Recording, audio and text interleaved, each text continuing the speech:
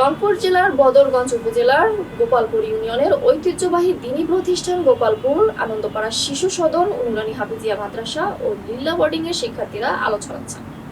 Rangpur bureau প্রধান জিয়ারুল ইসলাম জিয়ামের পাঠানো তথ্যচিত্রে desk report.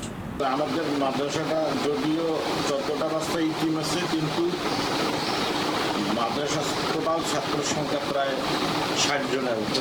প্রতিষ্ঠানটি 1994 সালে প্রতিষ্ঠার পর থেকে নানা প্রতিকূলতা মোকাবেলা করে অদ্যবধি সুদক্ষ পরিচালক, সুপার শিক্ষক মণ্ডলী ও ম্যানেজিং কমিটির পরিচালনায় শিক্ষার্থীরা দ্বীনি শিক্ষা গ্রহণ করে এলাকাসহ বিভিন্ন দেশের প্রান্তে আলো ছড়াচ্ছেন প্রতিষ্ঠান। বর্তমান মাদ্রাসাটির শিক্ষার্থীর সংখ্যা 60 শিক্ষক, 7 জন সৌজন্যমূলক সাক্ষাতে অত প্রতিষ্ঠানটির সুপার হাসানুজ্জামান আল হাবিব আইটিভি বাংলা প্রতিবেদককে জানান, আমার এই মাদ্রাসা চালাতে যে পরিমাণ অর্থ দরকার সেই পরিমাণ আমরা অর্থ সংগ্রহ করতে পারি না, আর সরকারি সুবিধা যতটুকু পাই সেটা দিয়ে কোনো রকম চলে যায়। তাই সরকারি সুবিধাগুলো একটু যদি বেশি করে